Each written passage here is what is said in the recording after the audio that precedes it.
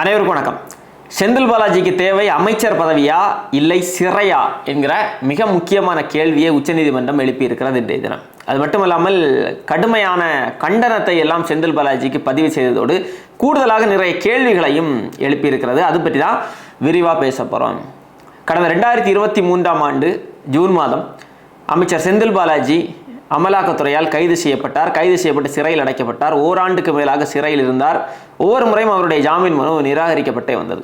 செந்தில் பாலாஜி அமைச்சராக இருக்கிறார் என்கிற காரணத்திற்காகத்தான் மிக முக்கியமாக அவருடைய ஜாமீன் மனுக்கள் எல்லாம் தள்ளுபடி செய்யப்பட்டது என்கிற செய்திகள் எல்லாம் இருந்தது. அப்படி இருக்கக்கூடிய சூழல்ல செந்தில் பாலாஜியை நாங்கள் அமைச்சரவையிலிருந்து நீக்கிவிட்டோம், அவர் இப்போது அமைச்சர் இல்லை, அதனால் நீங்கள் ஜாமீன் தாருங்கள் என்று சொல்லி நீதிமன்றத்திடம் ஜாமீனை பெற்றுவிட்டு வெளியே வந்ததும் உடனடியாக மறுபடியும் செந்தில் பாலாஜியை அமைச்சரவையில் இணைத்தார்கள். ஏற்கனவே என்ன இலாகாவை செந்தில் பாலாஜி வகித்தாரோ அதே இலாகாவை மறுபடியும் செந்தில் பாலாஜிக்கு திமுக அரசு கொடுத்தது. அப்படி இருக்கக்கூடிய சூழல்ல செந்தில் பாலாஜி மறுபடியும் வெளியே வந்ததும் உடனடியாக அமைச்சராக பதவியேற்றது பெரும் சர்ச்சையை ஏற்படுத்தியது, பெரும் பரபரப்பை ஏற்படுத்தியது. நீதிமன்றத்தில் மனுக்கள் எல்லாம் தாக்கல் செய்யப்பட்டிருந்தது, செந்தில் பாலாஜியுடைய ஜாமீனை ரத்து செய்ய வேண்டும் என்று சொல்லி. அது குறித்த விசாரணைகள் எல்லாம் தொடர்ந்து நீதிமன்றத்தில் இருந்த வண்ணம் இருந்தது. ஏற்கனவே உச்சநீதிமன்றம் என்ன கேள்வி கேட்டிருந்தாங்கன்னா, செந்தில் பாலாஜி அமைச்சராக தொடர விரும்புகிறாரா இல்லையா என்கிற பதிலை சொல்லுங்கள். அவர் அமைச்சராக தொடர விரும்புகிறார் என்றால் எங்களுடைய நடவடிக்கை வேறு விதமாக இருக்கும் என்று ஏற்கனவே உச்சநீதிமன்றம் கருத்துக்களை எல்லாம் தெரிவித்திருந்தது. அப்படி இருக்கக்கூடிய சூழல்ல தான் ஒரு பரபரப்பான கட்டத்தை அடைந்திருக்கிறது இந்த வழக்கினுடைய விசாரணை. இன்றைய தினம் உச்சநீதிமன்றத்தில் செந்தில் பாலாஜி தரப்பு என்ன சொல்றாங்க அப்படின்னா, செந்தில் பாலாஜி சாட்சிகளை எல்லாம் கலைக்க மாட்டார், சாட்சிகளை கலைப்பதற்கான எந்த முயற்சியிலும் ஈடுபட மாட்டார். ஒருவேளை உச்சநீதிமன்றத்திற்கு ஏதாவது சந்தேகம் இருந்ததென்றால் நீங்கள் வழக்கை வேறு மாநிலத்திற்கு கூட மாற்றுங்கள் என்றெல்லாம் செந்தில் பாலாஜி தரப்பு வாதங்களை வைத்திருக்கிறார்கள். உச்சநீதிமன்றம் செந்தில் பாலாஜி தரப்பு இன்றைக்கு வைத்த எந்த வாதத்தையுமே ஏற்கவில்லை. கடுமையான ஒரு கோபத்தில் உச்சநீதிமன்றத்தினுடைய நீதியரசர்கள் இருந்ததை பார்க்க முடிகிறது.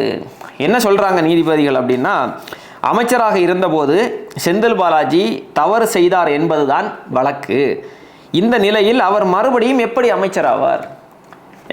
அவர் மீதான புகார் வைக்கப்பட்டதே இவர் அமைச்சராக இருந்த காரணத்தால் தான். அமைச்சராக இருந்து அமைச்சர் பதவியை தவறாக பயன்படுத்தினார் என்பதுதான் புகாரே, அவர் மீதான வழக்கே அதுதான். அப்படி இருக்கக்கூடிய சூழல்ல அந்த வழக்கு நிலுவையில் இருக்கிற போது, அதிலும் ஓராண்டுக்கு மேலாக சிறையில் இருந்து கொண்டிருக்கிறார், சாட்சிகள் ஆதாரங்கள் எல்லாம் இருக்கக்கூடிய இந்த நேரத்தில் எப்படி அவர் அமைச்சராக தொடருவார் என்கிற முக்கியமான கேள்வியை உச்சநீதிமன்றம் கேட்டிருக்கிறது. இந்த கேள்வி இன்றைக்கு இல்லை, செந்தில் பாலாஜி வெளியே வந்ததிலிருந்து இந்த கேள்விதான் இங்கே பலராலும் எழுப்பப்பட்டிருக்கிறது. உச்சநீதிமன்றம் இந்த கேள்வியை அழுத்தம் திருத்தமாக எழுப்பி இருக்கிறது. அது மட்டும் இல்லாமல் நீங்கள் அன்னைக்கு அவர் அமைச்சரவையில் இல்லை, அமைச்சராக இல்லை என்று சொல்லி தானே நீங்கள் ஜாமீன் பெற்றீர்கள். இப்போ எதற்காக அமைச்சரவையில் இணைத்தீர்கள்? எப்படி இணைத்தீர்கள்? அமைச்சர் பதவியில் செந்தில் பாலாஜி நீடிக்க விரும்புகிறாரா இல்லை மறுபடியும் சிறைக்கு செல்லாமல் சுதந்திரமாக இருக்க விரும்புகிறாரா என்கிற மிக முக்கியமான கேள்வி எழுப்பப்பட்டிருக்கிறது. என்ன பதில் சொல்ல போகிறார்கள் செந்தில் பாலாஜி தரப்பு? அது மட்டும் இல்லாமல் உச்சநீதிமன்றம் இன்னும் நிறைய கருத்துக்கள் எல்லாம் சொல்லியிருக்கிறாங்க. அதாவது சிறையில் இருந்த செந்தில் பாலாஜிக்கு நன்னடத்தை அடிப்படையில் ஜாமீன் வழங்கப்படவில்லை, அடிப்படை உரிமை பாதிக்கப்படக்கூடாது என்னும் காரணத்தால் தான் ஜாமீன் வழங்கினோம். ஜாமீன் உத்தரவு பிறப்பித்த போது செந்தில் பாலாஜி அமைச்சராக இல்லை, தற்போது அமைச்சராக உள்ளார். ஜாமீன் பெற்ற பிறகு அமைச்சரானது நேர்மையான செயல் அல்ல, உச்சநீதிமன்றத்தையே நீங்கள் ஏமாற்றி விட்டீர்கள் என்பதுதான் உச்சநீதிமன்றத்தினுடைய இந்த கருத்துக்களினுடைய சாராம்சமாக இருக்கிறது. சிறையில் ரொம்ப நல்லவராக இருந்தார் என்று சொல்லி அவருக்கு ஜாமீன் வழங்கப்படலை, அடிப்படை உரிமைகள் மீறக்கூடாது என்பதற்காக தான் கொடுத்தோம். ஆனால் நீங்கள் என்னடான்னா அதை ஒரு காரணமாக பயன்படுத்தி இந்த தவறை செய்திருக்கிறீர்கள். நீங்கள் செய்திருக்கக்கூடிய இந்த செயல் ஏற்றுக்கொள்ள முடியாத செயல், ரொம்ப தவறான ஒரு முன்னுதாரணத்தை செய்திருக்கிறீர்கள் என்று சொல்லி கடுமையாக சாடி இருக்கிறது உச்சநீதிமன்றம். அது மட்டுமல்லாமல் ஜாமீன் வழங்கிய போது இருந்த சூழல் வேறு, தற்போதைய சூழல் வேறு. அமைச்சராக இருந்தபோது செந்தில் பாலாஜி புகார்தாரர்களுடன் செட்டில்மெண்ட் செய்து கொண்டது உங்களுக்கு நினைவில்லையா என்கிற கேள்விகளையும் நீதிமன்றம் எழுப்பியிருக்கிறது. அப்போ செந்தில் பாலாஜி தரப்பு என்ன சொல்றாங்கன்னா, செந்தில் பாலாஜி எந்த சாட்சியையும் அவர் கலைக்க மாட்டார் என்கிற உறுதியை நாங்கள் தருகிறோம். உச்சநீதிமன்றத்திற்கு சந்தேகம் இருந்தால் வழக்கை வேறு நீதிமன்றத்திற்கு நீங்கள் மாற்றிக்கொள்ளலாம் ஆஃபர் கொடுக்குறாங்க. உச்சநீதிமன்றத்திற்கு செந்தில் பாலாஜி கொடுக்கக்கூடிய ஆஃபரை பார்த்தீங்களா? உங்களுக்கு ஒருவேளை சந்தேகம் இருந்தால் நீங்கள் வேணால் வேறு நீதிமன்றத்துக்கு மாற்றுங்க, எங்களுக்கு ஒன்றும் பிரச்சனை இல்லை, நாங்கள் உங்களுக்கு ஆஃபர் தர்றோம்.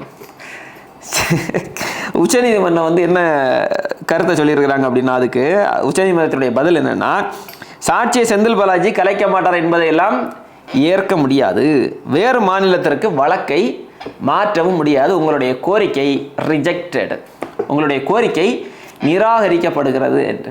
அப்போ செந்தில் பாலாஜி தரப்பு என்ன சொல்கிறாங்கன்னா, சாட்சிகள் நீதிமன்றத்துக்கு வரவே இல்லையே, அப்போ எப்படி சாட்சியை கலைக்க முடியும் என்கிற ஒரு அறிவுபூர்வமான வாதத்தை வைத்திருக்கிறார்களாம். அதுக்கு உச்சநீதிமன்றம் என்ன சொல்லியிருக்குன்னா, அமைச்சராக இருக்கக்கூடிய செந்தில் பாலாஜி சாட்சிகளை சாட்சி கூண்டிற்கு கூட வரவிடாமல் தடுக்கிறார், சாட்சிகளை தடுப்பதே நீங்கள் தானே என்கிற கேள்வியை எழுப்பியிருக்கிறது. கேள்வியில் ஒரு குற்றச்சாட்டை வைத்திருக்கிறது. அமலாக்கத்துறை இதே கருத்தை தான் தொடர்ந்து முன்வைத்து வருகிறது.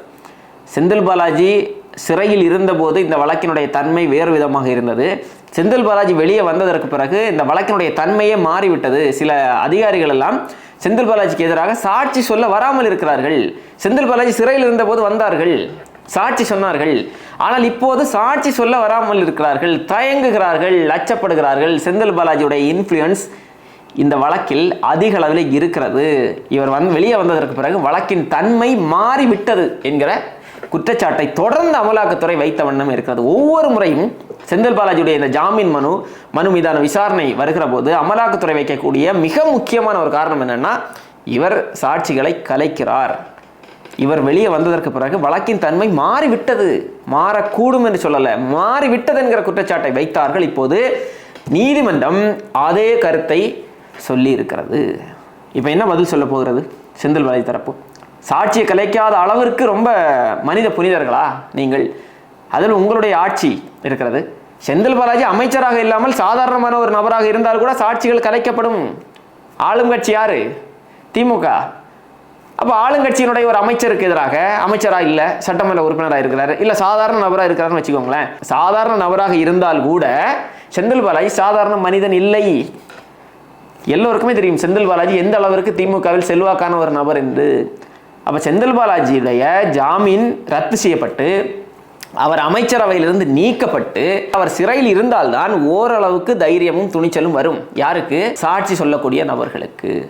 இதுதான் தொடர்ந்து எல்லோருடைய கருத்தாகவும் இருந்தது. இது அமலாக்கத்துறையுடைய கருத்து மட்டுமல்ல, ஒட்டுமொத்தமாக தமிழ்நாட்டு மக்களுடைய கருத்தும் எண்ணமும் இதுவாகத்தான் இருந்தது. இன்றைக்கு நீதிமன்றம் மக்களுடைய கருத்தை அப்படியே பிரதிபலித்திருக்கிறது. இந்த சாட்சிகள் கலைக்கக்கூடிய இந்த விவகாரத்தில் உச்சநீதிமன்றம் ரொம்ப முக்கியமான ஒரு கருத்தை சொல்லியிருக்கிறாங்க. உச்சநீதிமன்றம் கொடுத்த ஜாமீன் என்பது சாட்சிகளை கலைப்பதற்கான லைசன்ஸ் இல்லை. எவ்வளவு முக்கியமான கருத்து பாருங்களேன்.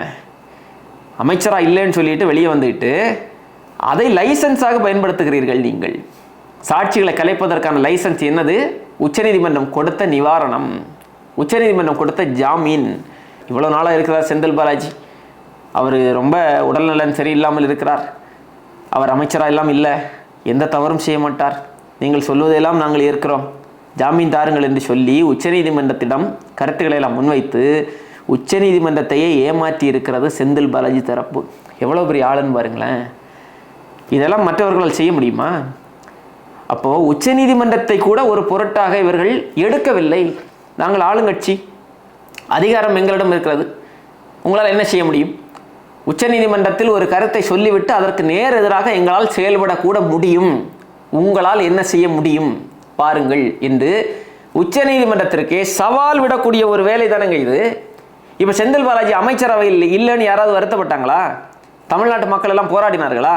செந்தில் பாலாஜி ரொம்ப புனிதமான ஒரு அமைச்சர், மனித புனிதர், அவர் அமைச்சராக இருந்தால்தான் தமிழ்நாடு செழிக்கும், தமிழ்நாடு வளரும், செந்தில் பாலாஜி அமைச்சராக இல்லாத காரணத்தால் தமிழ்நாடு அழிந்து கொண்டிருக்கிறது, யாராவது கேட்டார்களா? செந்தில் பாலாஜி ஒருவர் தான் தமிழ்நாட்டின் மீட்பர், அவர் வந்தால்தான் இங்கே மக்கள் எல்லாம் செல்வ செழிப்போடு வாழ்வார்கள் என்று யாராவது கேட்டாங்களா? இப்போ செந்தில் பாலாஜி எதுக்கு நீங்கள் அமைச்சராக? நீங்கள் ஏன் வேற ஆளே இல்லையா திமுகவில்? செந்தில் பாலாஜியை தவிர்த்து வேற ஆளே இல்லையாங்க? எதுக்கு அவ்வளோ முக்கியத்துவத்தை கொடுக்கணும்? இப்படி உச்சநீதிமன்றம் கடுமையாக கண்டித்திருக்கக்கூடிய ஒரு நபரை தான் தமிழ்நாட்டின் முதலமைச்சர் ஐயா ஸ்டாலின் அவர்கள் தியாகி என்று சொல்கிறார். என்ன தியாகத்தை செஞ்சார்? சுதந்திர போராட்ட தியாகியா, இல்லை வேறு ஏதாவது மக்கள் பிரச்சனைக்காக போராடி சிறைக்கு சென்றாரா? மோசடி வழக்கில் சிறைக்கு சென்றிருக்கிறார். அவரை தியாகி என்று ஐயா ஸ்டாலின் அவர்கள் சொல்லுவார் என்றால் அப்போ அவரும் விசாரிக்கப்பட வேண்டிய நபர் தானே என்பதுதான் மக்களுடைய கருத்தாக இருக்கிறது. இப்போ இதுதான் இன்றைக்கு நடந்திருக்கக்கூடிய வாதங்கள். இப்போ இது குறித்து முடிவெடுப்பதற்கு வருகிற திங்கட்கிழமை வரைக்கும் கால அவகாசம் கேட்டிருக்கார்களாம் செந்தில் பாலாஜி தரப்பு. திங்கட்கிழமை என்ன பதிலை இவர்கள் சொல்ல போகிறார்கள் என்பதை நம்ம பார்ப்போம். அமைச்சராக தான் இருப்பேன் என்று சொல்லி கருத்தை சொல்கிறார்களா? அப்படி சொன்னார்கள் என்றால் ஜாமீன் ரத்து ஆகும். அதில் எந்த விதமான மாற்று கருத்தும் இல்லை. நான் அமைச்சராகத்தான் இருக்க போகிறேன், இல்லை அவரை அமைச்சரவையிலிருந்து அவரை விடுவித்து விடுகிறோம், அவர் அமைச்சராக இருக்க மாட்டார், அவர் அமைச்சரவையில் இல்லாமல் இருப்பார், அவருக்கு நீங்கள் ஜாமீனை ரத்து செய்யாமல் அவருக்கான நிவாரணத்தை கொடுங்கள் என்று கேட்க போகிறார்களா? என்ன மாதிரியான ஒரு முடிவை செந்தில் பாலாஜி தரப்பு எடுக்க போகிறது என்பது தெரியலை. என்ன மாதிரியான முடிவை எடுத்தாலும் செந்தில் பாலாஜிக்கு அது நெருக்கடி தான், அது ஒரு அவமானம் தான். திமுக அரசுக்கு அது ஒரு பெருத்த அவமானம் தான். என்றால் ஏற்கனவே நான் சொன்னது போல் தமிழ்நாட்டின் முதலமைச்சர் மதிப்பிற்குரிய ஐயா ஸ்டாலின் அவர்களால் தியாகி என்று சொல்லப்பட்ட செந்தில் பாலாஜி, அந்த செந்தில் பாலாஜி எந்த முடிவு எடுத்தாலும் சிக்கல் தான். இப்போ இது செந்தில் பாலாஜியுடைய பிரச்சனை அல்ல, திமுக தலைமையினுடைய பிரச்சனை. ஏன் திமுக தலைமை செந்தில் பாலாஜியை பாதுகாப்பதற்கு இவ்வளவு முயற்சி எடுக்குதுன்னு நமக்கு தெரியல. ஏன் எடுக்குது இவ்வளவு முயற்சி?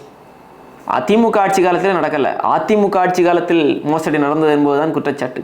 அப்போ அந்த திமுக ஆட்சியில் ஏன் இவ்வளவு ஒரு தனி மனிதனுக்காக இவ்வளவு முக்கியத்துவம் ஏன் கொடுக்கிறது என்றால் அங்கே தான் நிறைய சந்தேகங்கள் வருகிறது. இப்போ இந்த டாஸ்மாக் வழக்கில் கூட தமிழக அரசு நீதிமன்றத்தில் மனு தாக்கல் செய்திருந்தார்கள், விசாரணை நடத்தக்கூடாது, சோதனை நடத்தக்கூடாது என்று சொல்லி அமலாக்கத்துறை.